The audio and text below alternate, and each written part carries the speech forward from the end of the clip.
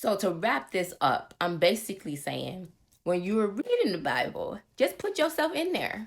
Like, I think it helped me more when I stopped guessing, like, okay, well, Jesus can't be real because he's a spirit. Nobody's seen Jesus. Nobody knows who he is. His name isn't on a birth certificate, or we can't go find information about him. But is that necessarily true? Because I feel like if we all got on took a trip to where they say he existed, we will find documents, we will find evidence of things that is given to us. You know what I'm saying? It's given to us and we can connect the dots. Because of course they try to rewrite history. Of course they try to take things out. Yes, we say that the Bible's been tampered, but so have all history books. So have all US history books that they put into the schools. I didn't learn a lot of things until I went to college. And I started to notice how there wasn't a whole bunch of different nationalities. There was just brown and you had the lighter skin.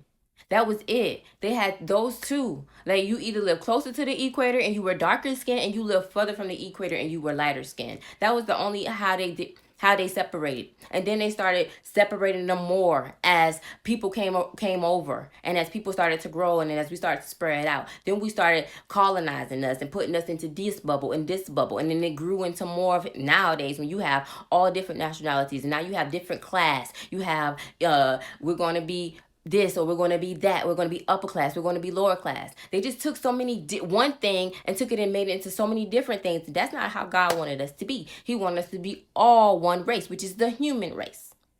So a lot of things have been disconnected from us that we're trying to find out. So when we connect back into our tribe and where we come from, we'll recognize that, hey, we actually come from where Jesus and them come from. We come from the Hebrews. We come from the Israelites.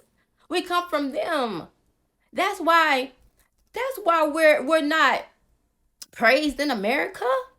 That's why they erased our history. All of this black land that was black land, they erased it. They drowned us. They had all of the water come in and get rid of certain cities, certain towns. This is not lies. These are facts.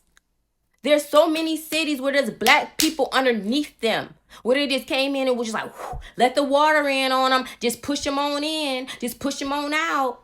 They give a warning for you to move out. Just like, well, Hurricane Katrina is an example. But that's literally what has happened in all of the black towns. Like, instead of a hurricane coming, they man-made water come through from our dams and rivers and just pushed everything out to make it seem that it never existed, to erase the history of the black Americans, to erase